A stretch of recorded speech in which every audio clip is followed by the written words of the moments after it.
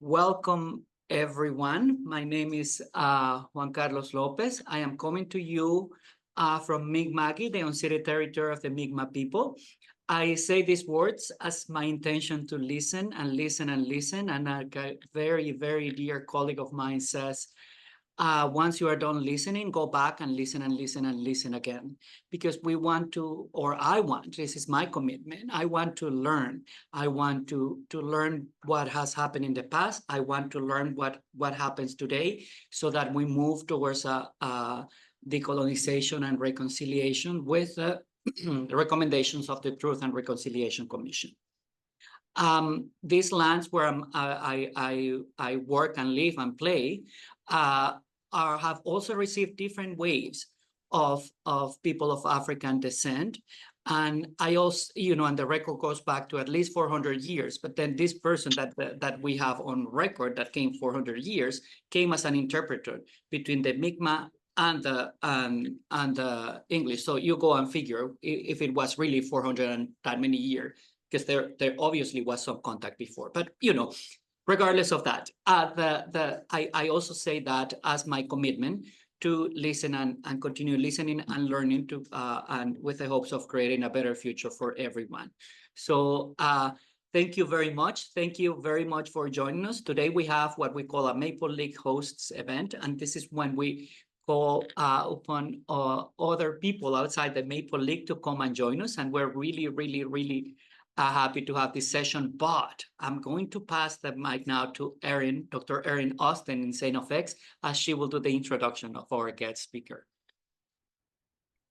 Hi, everyone. Welcome to this virtual session. Really happy to have you here today.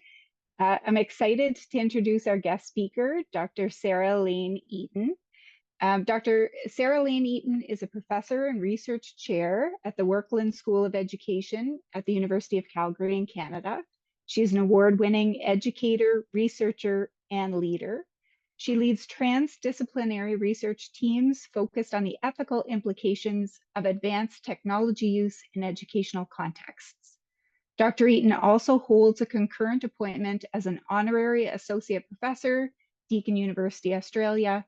And we would really like to welcome Dr. Eaton to our event. But before we do, I just want to share a very quick anecdote, if that's okay. A few years ago was my first time going to STLHE, which is the Society for Teaching and Learning in Higher Ed conference. And at the end of the conference, they have a little banquet. And so I joined the banquet and found an empty seat at a table that was otherwise full and didn't know anybody at the table and sat. And it was very lovely company. And I noticed through the dinner that people kept coming over and talking to one of the individuals at the table. And so after they left, I just turned to the person next to me and said, "Who was that?" And they said, "You don't know Sarah Elaine Eaton?"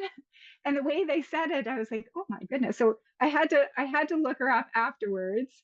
And I was so impressed by all the work that I was seeing. And then I don't know if you've had the experience where once you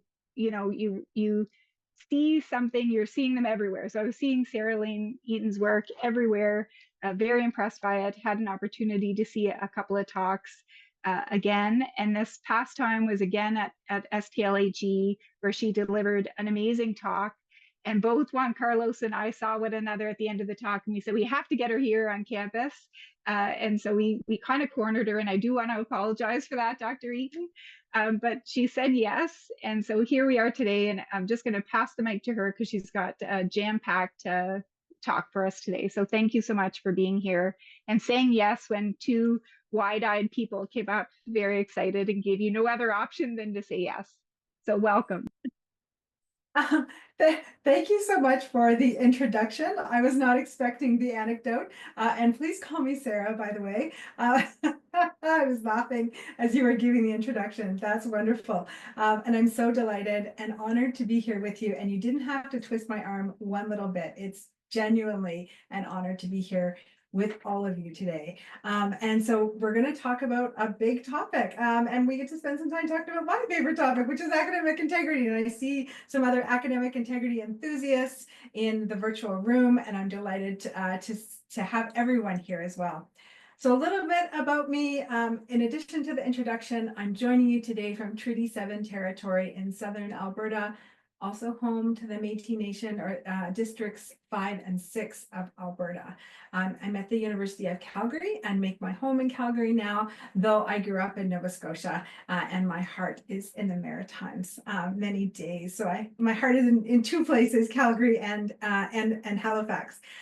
In terms of this work, because I work in the research area that can sometimes be a little soul crushing, but I like to infuse it with hope around academic misconduct and fraud and corruption. I like to start by situating these talks with the provenance of these works. I won't go into too many details of what you see on the screen, but suffice to say that academic integrity is something that I kind of live and breathe all the time through writing and research, as well as my leadership and service work. And I define academic integrity quite broadly. So it includes student conduct, professorial conduct, research conduct, and so on. So I use that word inclusively to refer to academic research and scholarship integrity. So in terms of setting the stage for today's webinar, I wanted to let you know that I welcome your questions throughout the entire session today. We have 60 minutes together. And so I will go through some of the slides, but I'm interested in your questions, your thoughts, your experiences. So please feel free to help me make this an interactive session by sharing in the chat. I would like to start by inviting you to share your own introductions, where you're joining from today, the territory that you're on, the institution where you're currently working, etc. And to kind of set the stage a little bit for today's session, generative AI, as we know, is this massive topic. Academic integrity is another massive topic. So we're overlapping two massive topics today.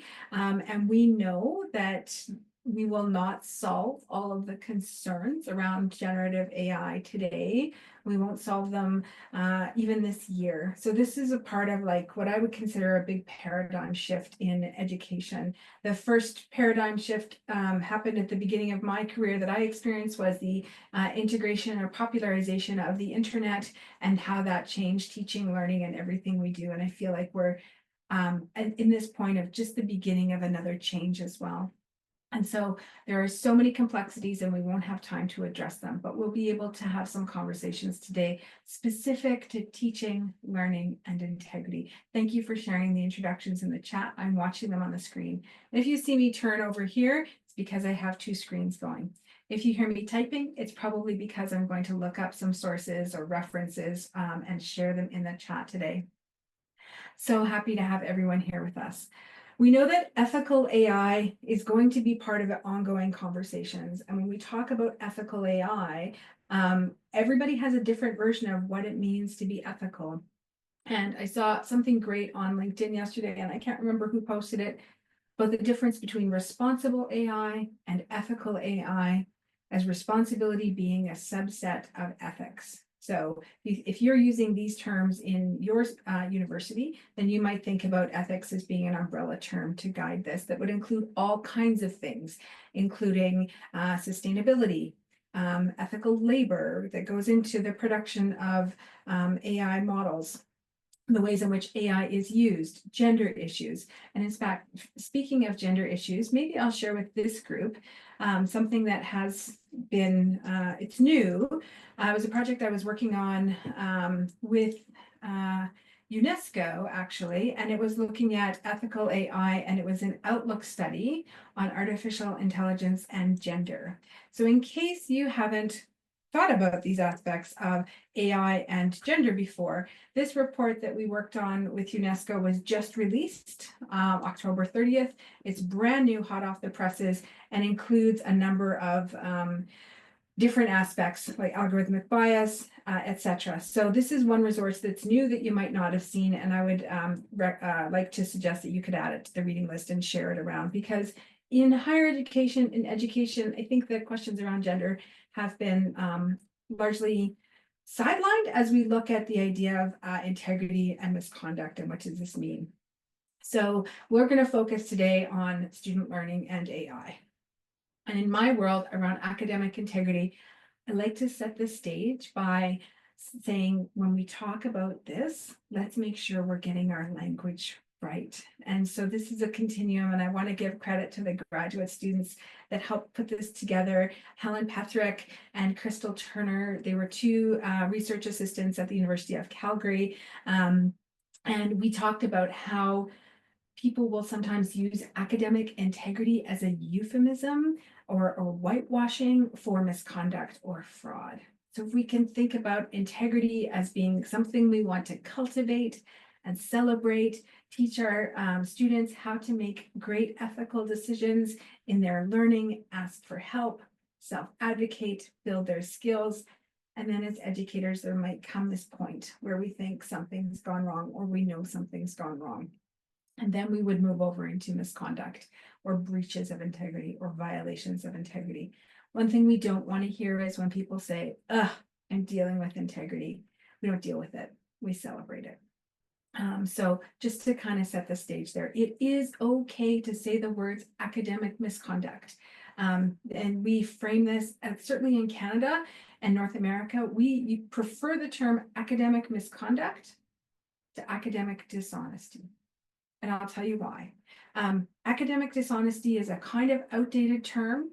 It comes from sort of old school thinking around character education, moral education. Academic dishonesty starts with a presumption of fraud and dishonesty, and around the idea of someone being a dishonest person, whereas misconduct focuses on behavior.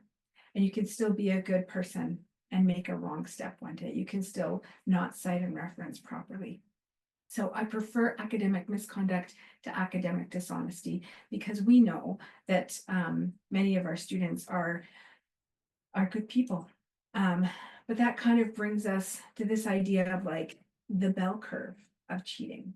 And if you're in my world where you study misconduct and fraud, or if you're investigating cases or managing cases, it can be kind of soul crushing work after a while. And there can be a lot of emotional labor that goes into that work. And so if this is part of your professional portfolio, I just want to give a shout out to you for the work that you do, because it requires some fortitude. And let me reassure you that you're not alone.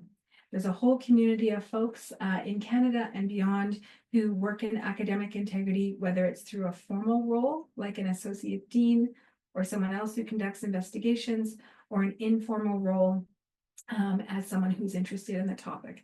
But if you're in this world, it can be really easy to think that most students are cheating most of the time. And this bell curve was one that Deborah Rohde talked about in her book, Cheating. It's a great book. She talks about different kinds of cheating: financial fraud, intimate relationship cheating, academic misconduct. But she talks about this bell curve of normal. And she can say that, you know, the people who do not cheat in the world, in life, it's a pretty small percentage of the population, like 5 to 10%. And then we can think that everybody else are cheaters.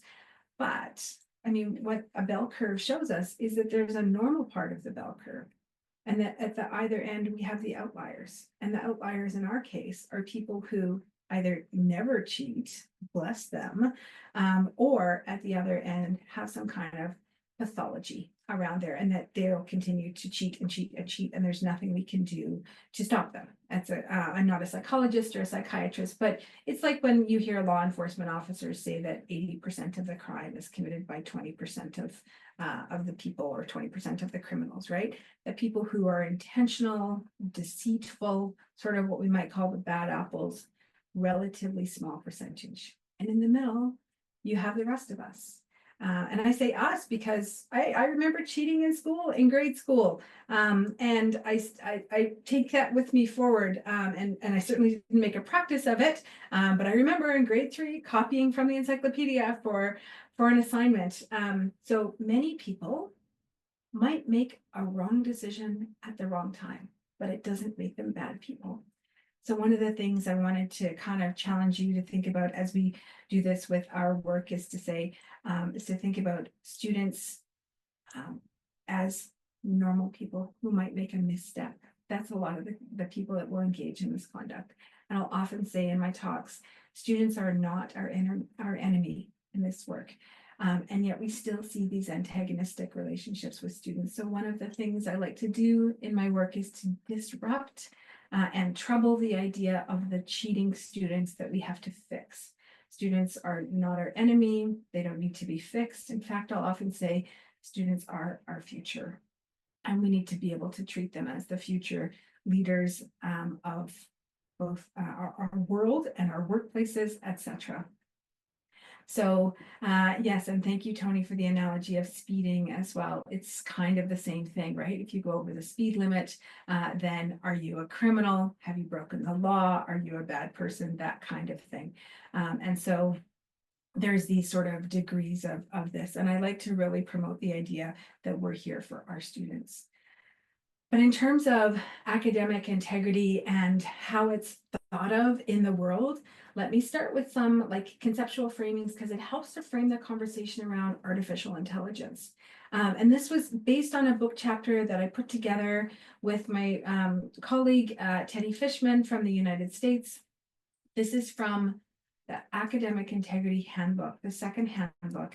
And this started with a conversation that I had with Teddy when we were both teaching at a university in Turkey in 2022. We were invited there for the European Network for Academic Integrity Summer School, and we started talking about the difference between academic integrity in Canada and the United States. And we won't go into too much depth around that, but one of the things we kind of figured out was that in the United States, there are, probably not surprisingly, polarized positions on this topic, and sort of different groups of people. And there's sort of one group of scholars that whose work is rooted in values and morality, often associated with the International Center for Academic Integrity, and they have a great document that can help to frame productive conversations with students about the fundamental values of academic integrity. Some of you may know that document. It's open source. I'll share it with you because I think it is a good resource to have productive conversations with students about what does integrity mean to you, and what are values that underpin your learning, and what values can underpin our teaching. That's just one group of scholars, though. And there's another group of scholars that say academic integrity has nothing to do with morality. This is an academic literacy issue. This is a skills development issue. And if we teach our students how to do better, they will do better in their work as well. And it's up to us to teach them the skills. And this group is largely based of compositionists and plagiarism experts, people who work mostly in writing, text-based disciplines, Rebecca Moore-Howard, Sandra Jameson, and others. And in the interest of full transparency, I'm a co-investigator with Sandra Jameson on another project, on a research project. So just so that you know, and what I want to ask you when you're here is, where do you sit? Do you think that academic misconduct is about values and being a good person? Or do you think it's about skill development? I'd love to hear your thoughts in the chat. But this is what's sort of happening in the United States. This is not the only framing around this. And here I want to give a shout out to friend and colleague here at the University of Calgary, Kita Gladue. And thank you, Tony. Kita led an amazing project, amazing, at the University of Calgary in 2020. And it's Indigenous academic integrity. I'll just take a moment to recognize, of course, Indigenous cultures are not a monolith. And that, and we say cultures as plural, and so that we know that what may happen with one Indigenous group may not represent all. Kita's work was situated in southern Alberta, and so it was framed within our local community, and Kita developed this work together with community. And I will say Kita is a member of the Sucker Creek Cree Nation and finds her roots as well in the Métis Nation. And so Kita brought a new element to this discussion. She was one of the first people in the world to bring forward the idea of Indigenous values and principles coming to this work. She focused on 3 principles drawing from Indigenous scholars mostly across Canada, thinking about relationality. And that, by the way, this iconography that you see on the slide is Kita's original work. She developed this iconography as part of the project at the University of Calgary. But when she talks about relationality, I am because you are, she talks about emphasizing the relationships that we have with students and the importance of recognizing the person as a whole student, and draws here on Sean Wilson's work.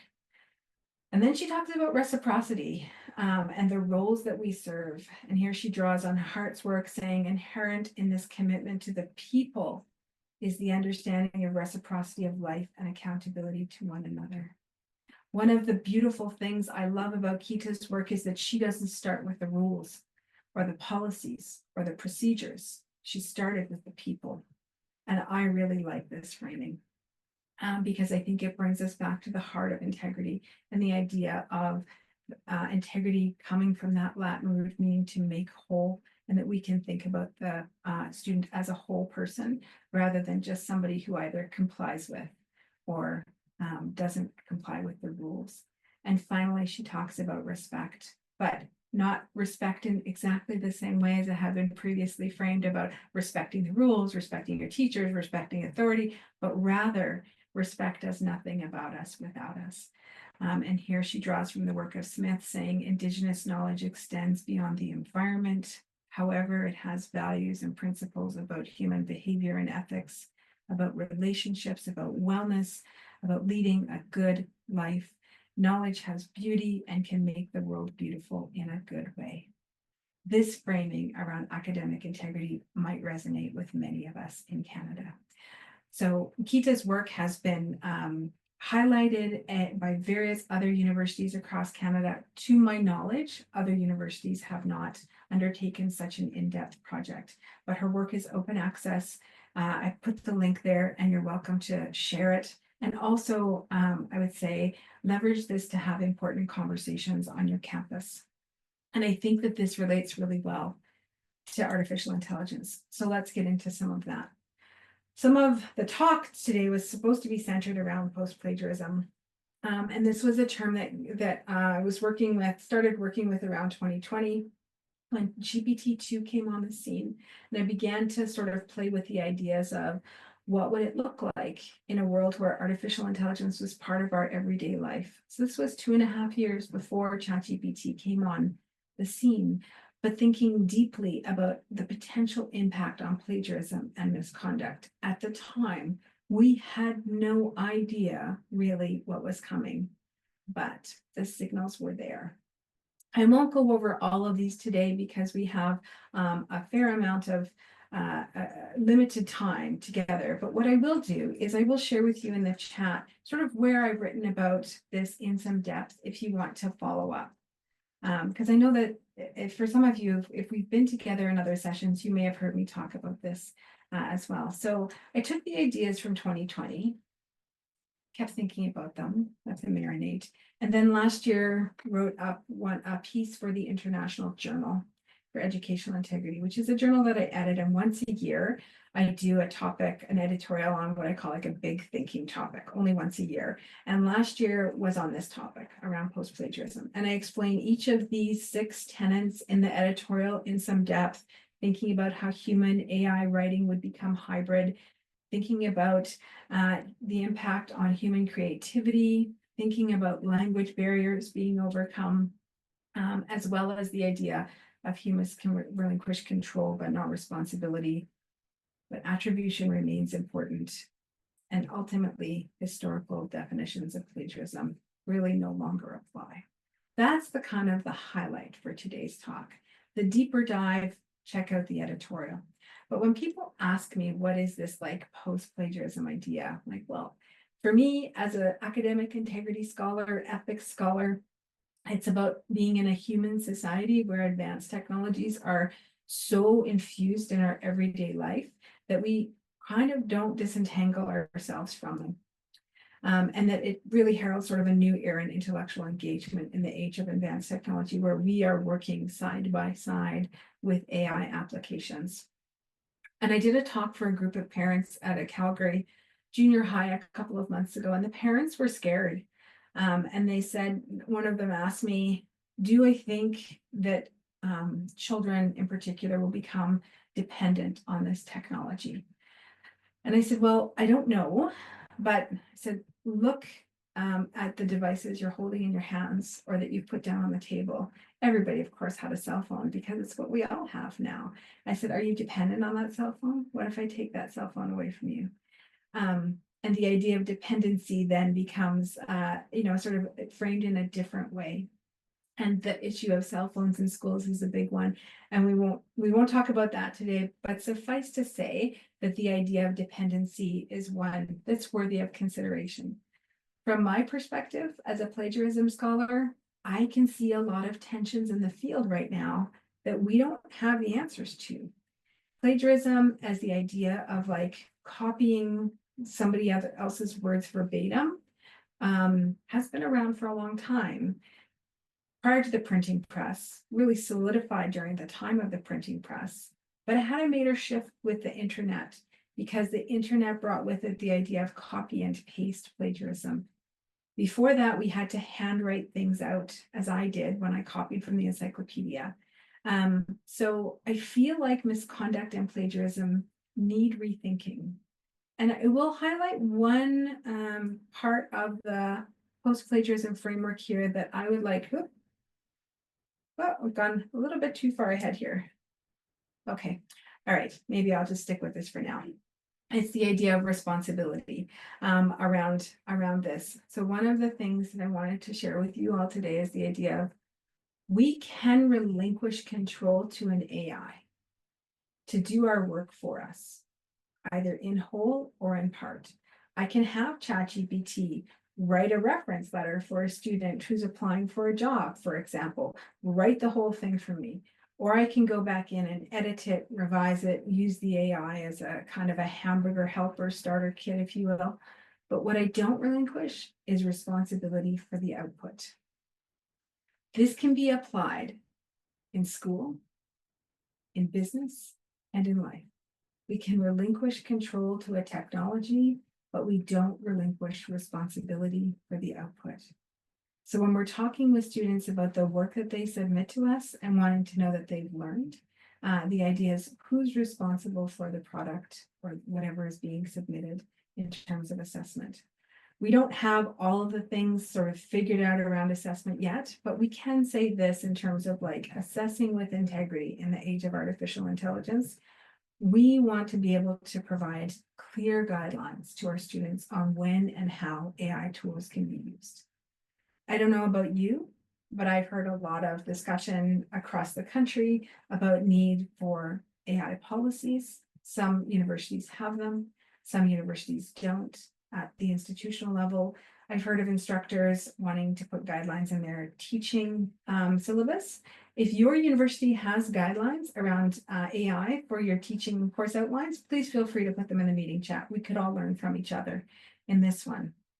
And I also love that question that's been posted in the chat there regarding values and principles of whose values and principles. I can extend that to the idea around guidelines for AI, when and how tools can be used. I'm going to share with you an anecdote that happened at an unnamed university with a student, a student enrolled in a business program. And the student was alleged to have engaged with misconduct for using ChatGPT for an assignment. The instructor wanted the student punished harshly, immediately, for violating academic integrity. And the student came back and said, well, you didn't tell us we couldn't use ChatGPT in our assignments. And the professor said, you should have known. The case went a little further, and as it turned out, that student was autistic, had a diagnosis, had accommodations in place, and also said to the professor, I read every line of the course outline, the syllabus. I follow the rules. You didn't tell us what the rules were, so I made my best judgment. In the end, that case was dismissed as a case of academic misconduct because, in part, the instructor did not make their expectations clear. Thank you, Susan, for posting your resource there in the chat. So the idea of providing clear guidelines around AI is super important now. And we know that if students have 5 different courses, they can have 5 different expectations. in each of those courses with different professors, so that it's really essential at this point that students know what's expected of them, and that we can educate our students on what counts as ethical use of AI. I wanted to just share one resource here that someone shared with me today, and I'm gonna put it in the text chat box because I thought it was amazing. Apparently this was shared by Alec Kouros at the University of Regina. I love Alex's work, but it's guidance on when and how to use AI ethically for assignments. And you can download that there. And thinking about designing assessments that require critical thinking. I have a colleague in the United States, in Australia, Kath Ellis, and she says, we can't design out cheating in our assessments, but we sure as hell can design it in. And what Kath means by that is if we are, as instructors, engaging in practices like recycling assignments year after year, recycling tests, then that sort of provides almost an invitation for students to be a little bit sneaky, to find the workarounds, to take the easy way out. And in terms of assessment, I say that my work on academic integrity is assessment adjacent. There's a whole body of people who are primary assessment scholars, or that's their main area. And some of those colleagues include one by the Margaret Behrman, who's a colleague of mine at Deakin University, and she wrote a great article with a woman by the name of Rose Luckin in 2020. I'm going to share it with you here in the chat, because if you have a chance to download one article on assessment and artificial intelligence, this is the one. I'll give you a synopsis of it as I understand it, because I've gone back and read this many times. Behrman and Luckin talk about assessment in the age of AI and the need to focus on assessing two things. One, students' metacognitive ability, their ability to reflect on their own learning and process their learning. So metacognition was one. The second one was what they call evaluative judgment. Evaluative judgment goes beyond critical thinking. So even here, I probably should have said point number 3, design assessments that require evaluative judgment. For Behrman and Luckin, evaluative judgment means developing a sense of connoisseurship about one's own and others' work, the ability to identify what counts as quality in one's own work. So how do we teach students to understand what quality means, and then to want to strive for quality and to make quality of the work the end goal? So there are two things that they talk about again, Behrman and Luckin, for developing assessment, focus on metacognition, developing metacognition, and developing evaluative judgment, which would be this idea of critical thinking as it applies to understanding what counts as quality. So this is probably easier said than done. That's a little theoretical, but to put it into practical terms, the idea of a process-oriented assessment. This is nothing new. We've been talking about this in higher education for a long time. We started really talking about it during COVID, right?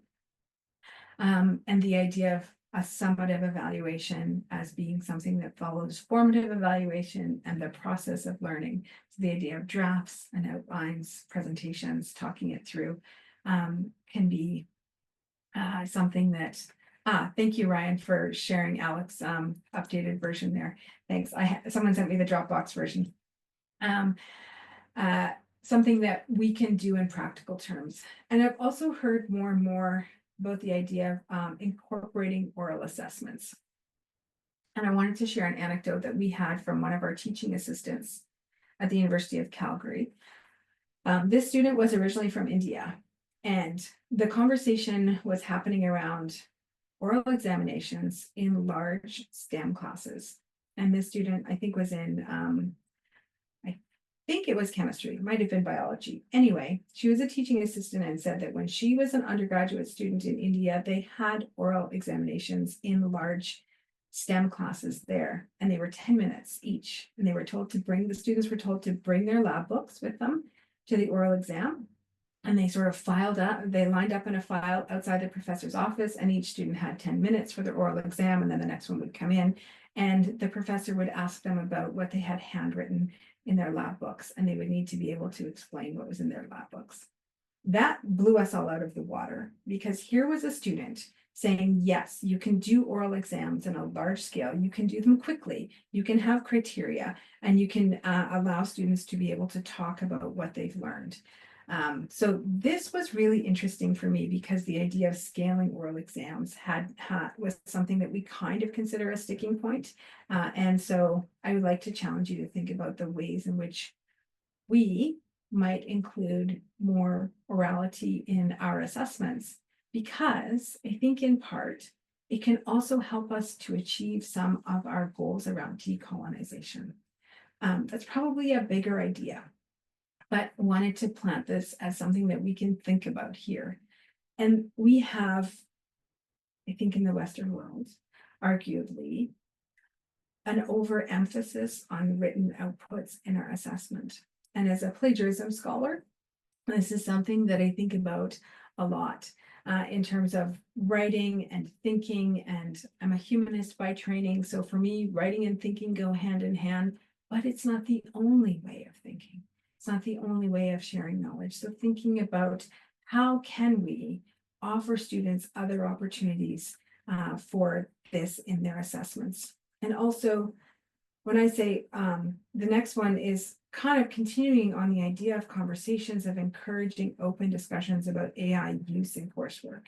Here, of course, I'm talking about artificial intelligence when I say AI, but we've been talking about the same principle for academic integrity for years.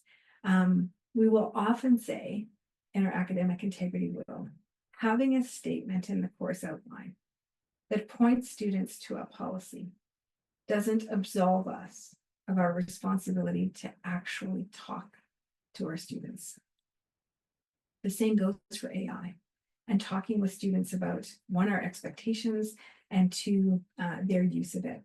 I can tell you that having done workshops with students around AI and talking with students, artificial intelligence here when I say AI, it's kind of busted some of my myths, because I've heard stereotypes like, oh, all students are using AI. I've actually talked with students personally who are terrified of AI and refuse to use it because they also have fears about robots overtaking the world or being called up on plagiarism, all kinds of things.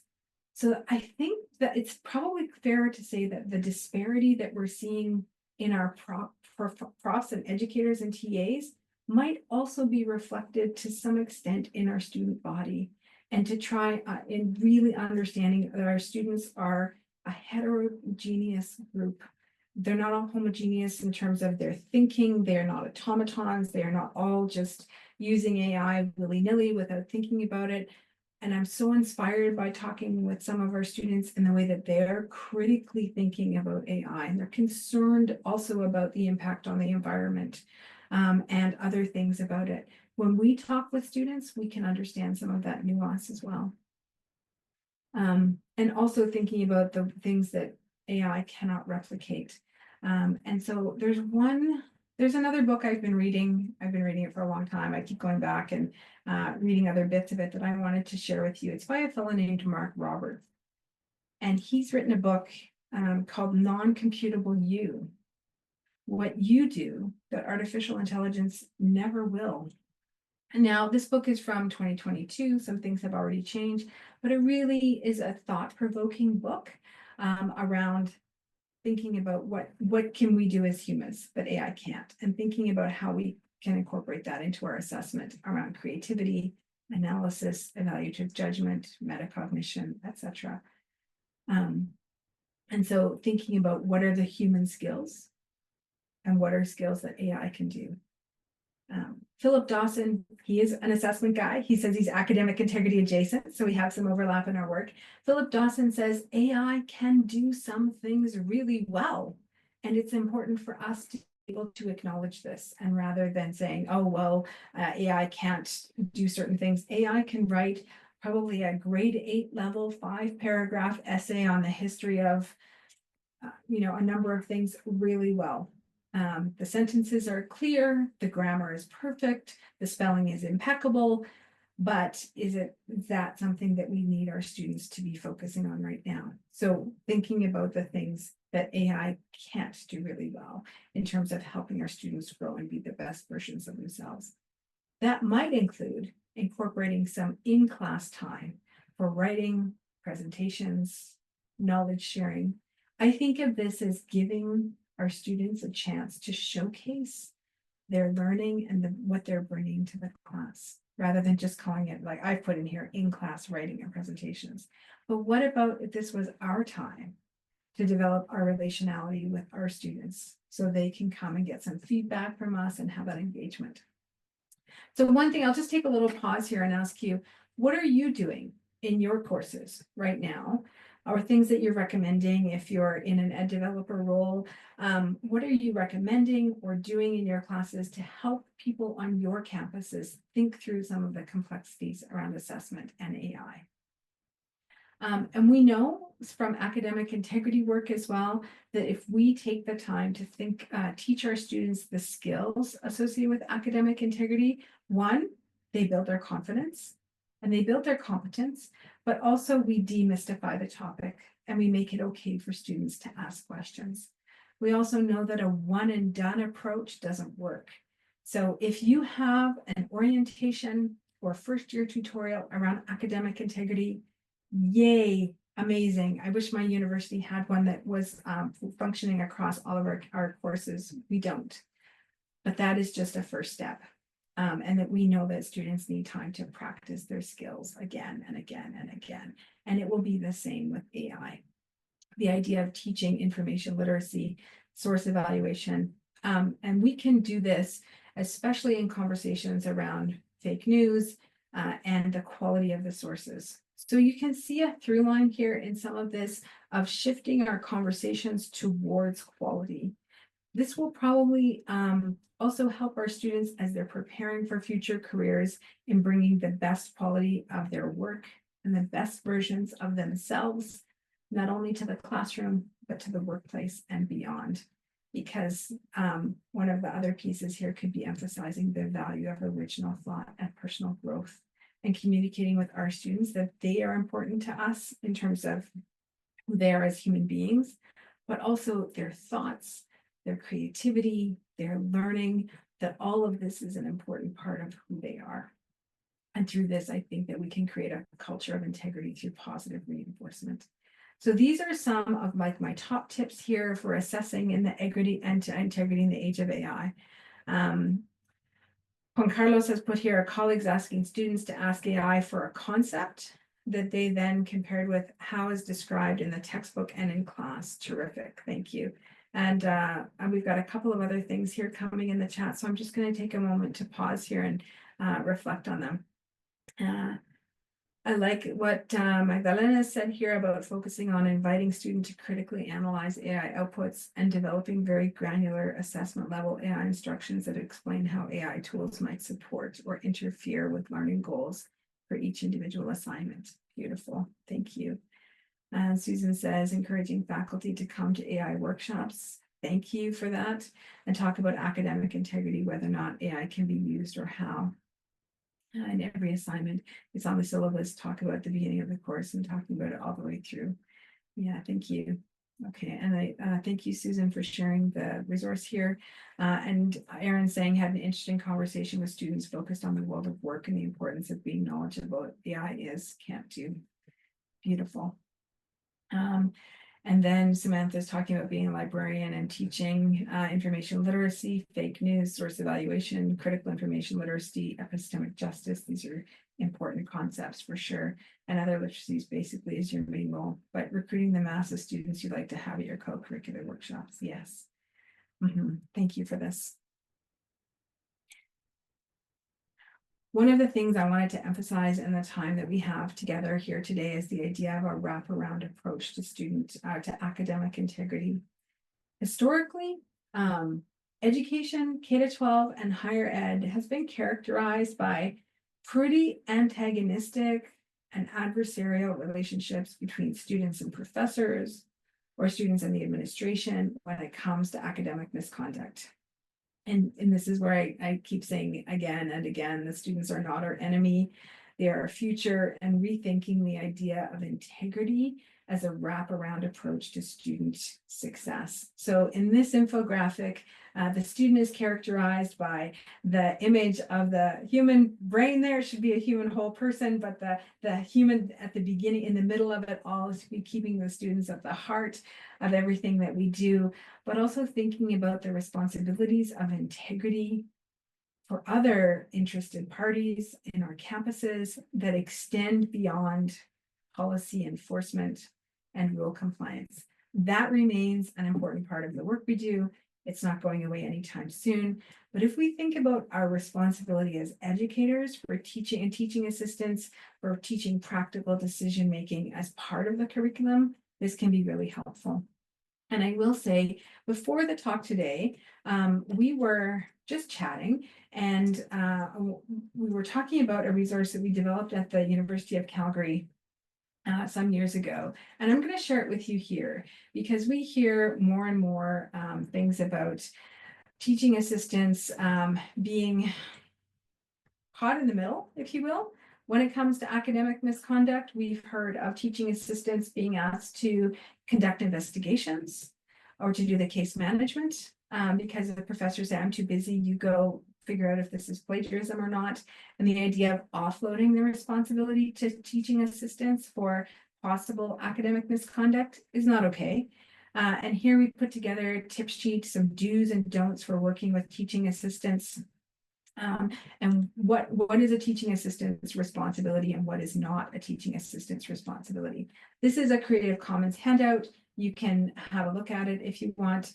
And you can share this with your teaching assistants, or you can revise and adapt it. So we tell our TAs, for example, yes, you can be familiar with the policy and procedure.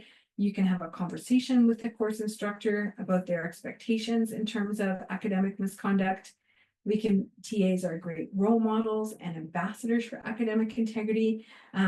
They can discuss allegations or concerns about breaches with the course instructor. They might gather some preliminary evidence. This is not the same as conducting a full-scale investigation. The investigation would still be the responsibility of either the instructor or the investigating associate dean, depending who has that in their portfolio. But the TAs are not alone, and they should not be expected to do all this as part of their workload. And we tell our teaching assistants, don't keep the incident or the concern a secret. Talk to the course instructor. Don't talk about it to other TAs. Respect students' right to privacy, because they do have a right to privacy. I mean, don't confront a student directly. That the idea is to report it up. And then don't impose sanctions or punishments on students alone. We have in Canada, I'm sorry to say, we have examples for even this year of individuals who take it upon themselves to punish students for what they consider to be misconduct without reporting it. So I'm going to share an article with you here that's been shared in our academic integrity community. This does not pertain to a teaching assistant. It pertains to a professor, actually, at Canadian University in 2024, and who decided that when students plagiarized, that he could either report them, or that the students could choose an alternate form of punishment, which was to go to his house, to his basement, and be beaten by him. I am not kidding you. This made the Canadian news. The individual in question was criminally charged, dismissed from their job, and criminally charged. Here's another news article on the same thing. It turns out, in this case, that the students who brought forward the allegations were all international students. I bring this up for two reasons. One, to show that the hyper-surveillance around international students continues to be a concern, and we won't have time to talk about all of this today. But also to highlight that there are still individuals in our institutions that are choosing to circumvent the established policies and procedures and take it upon themselves to administer alternate forms of punishment to students that they believe they are justified in administering. This is happening in Canada. This news story was from 2024, from April. And I will say to people, this is one example. And if it's happening at one school, it's happening at others. So the idea of whether it's professors or teaching assistants dealing with academic misconduct on their own, it's not okay. We are a learning community. We support our students as a learning community. And this is one of the reasons that we have these reporting mechanisms. People say, it's such a hassle, I don't want to report it. And this is something we can continue to talk about at institutions, but allowing people, whether it's a TA or a professor, to deal with misconduct in an idiosyncratic way based on what they believe is a form of justice, we can do better. So the point here around educators is we have responsibilities as educators. We also know that community, industry, and government play a role. It's an indirect role, but it's important, especially for the age of work integrated learning and experiential learning. More and more, we're hearing anecdotes from employers who we collaborate with for work integrated learning experiences saying, we need students to be workforce ready, and that includes for artificial intelligence. We need students who can come into our organizations and understand how and when to use AI properly, ethically, according to the rules. And some, I'll give you an example.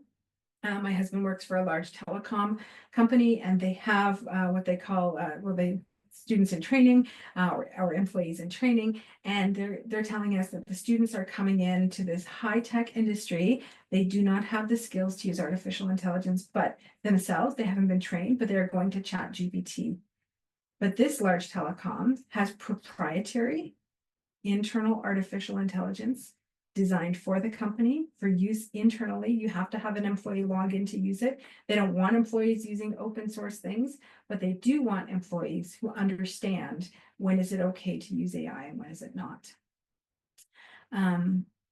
Wow, okay, I'm just seeing Erin's comment here of a faculty member who wrote to a grad program retracting their letter of reference for student because of a suspected academic integrity violation without confronting or not notifying the student. Yeah, not okay.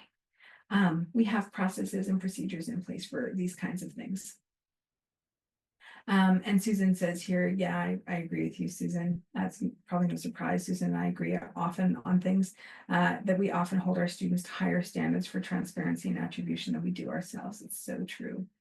In terms of the administration, knowing that we have institutional leaders who set the expectation for integrity for policies and procedures, and that they lead by example. So that's kind of, I think, echoing what Stephen just said. And professional staff, that misconduct and QA and appeals are managed effectively and provide additional support for learning. And also here, I would say another piece around this would be around maintaining student privacy when there is an allegation of misconduct. And it's something that I think we don't do as much in higher ed that we could do better. Because, if you're a K-12 teacher, you might go to the teacher next door in the classroom and say, I'm having trouble with this kid in my class. Are you having trouble with this kid? And then the teachers sort of confer and come up with some classroom management strategies together. This is a practice that has been widely accepted. And you can think of the school as this whole community. And by the time these students are coming to higher education, they have these rights to privacy around an allegation of misconduct. So we tell our faculty and staff, it is not okay to ask a colleague if a student has cheated in their class, in part because this becomes part of an allegation, becomes part of a student's record, a student's file, and it can also unfairly bias other instructors going forward. So these are a few of the concerns or things that we can think about with AI. You'll see today, I didn't focus on specific tools for academic integrity, for artificial intelligence, but rather some of the big ideas. I wanted to give you some things to take away, chew on, think about, and be able to talk about in your conversations with people, because I feel like we grow together as a community around this. Nobody has all the answers right now. If anybody comes to you and tells you they have all the answers, please be suspicious, because this is something that we're working through at every institution on the ground, but also all across the world. I see that we only have 5 minutes left, so I'm going to stop sharing my slides now. There are a few other slides that we didn't get to today. So I'm going to include those in the slide deck that I sent to Juan Carlos and Aaron. So you can consider that bonus information at the end. And we'll have some other things that we can think about after the session. But I'll stop sharing for now and just see if we have other questions or comments in the last few minutes together. If people want to take the microphone, or maybe Aaron or Juan Carlos, you want to start off with some reflections. Maybe we could just have people open their mics too and do an applause, because I just think that's thank you so much for your talk. I think there's so much there, and Juan Carlos may have more to say, but Thank you, as always, Sarah. Very insightful and very progressive, I will say, in your thinking and in the work that you've been doing for so long. So what Aaron shared at the beginning, that we wanted you to come and join us in this space was really something that we have been talking about. So it was really funny how we came together, because we both jumped at you at the same time from different corners of the room, because we were committed to connecting with you and having you come. So thank you for sharing your time with us. So why don't and I also want to thank our everyone that has come, because the chat has been extremely active, and I'm really always happy to see that. So if anyone, so we have 3 minutes. If anyone has a question, please, by all means, unmute and ask. I'll just say too, I copied all your the links that you shared in a Word doc that we can then circulate out as well.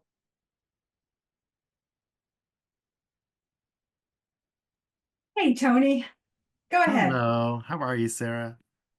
I'm all right, thanks. How are you? I'm fine, thanks. Thank you so much for this. It's interesting because I don't struggle with generative AI and academic integrity issues personally. I do struggle with, and Kim was mentioning it in the chat, like values, like whose values, for example, are we embedding in the policies themselves? So before we even get to using generative AI, let's say, or how it might be used, how do we address, competing values around those sorts of things? And I particularly struggle with trying to account for a lot of the policies and things like decolonization. So I'm just throwing that out there. That's a really big question, I realize, and I'm not suggesting you have the answer, just a thought. I feel like you and I think along the same lines, Tony, and we worry about the same things. I've worried a lot about this discourse around values for a long time, and the idea of a fundamental set of values as somehow being universal, when we know that values are culturally and contextually bounded and situated, and maybe in conflict with other understandings of the values, right? So I also struggle with it. I'm not sure that there's a single right answer. And I mean, I think folks here who know me know that I'm more in the skills development school of thought, right? And I can say you can plagiarize and you can still be a good person, which sounds shocking to somebody who is really in the values and morality camp. And it's this idea of making a misstep. So I feel like decoupling a person's value as a human being from the learning process in terms of the skills and actions can be useful in some cases, because we can start with the idea that most of our students are good people wanting to do the right thing, and we can be there to help them. But you're right, that's probably a whole conference, not even another talk, but I'm with you 100% of the way.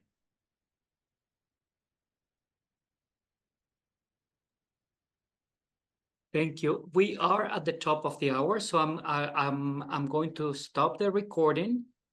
But before I do that, there is something that we like to do, and if you are able, please let your turn the camera on, and we would just want to wave goodbye to our speaker and thank her for coming. Thank you very much.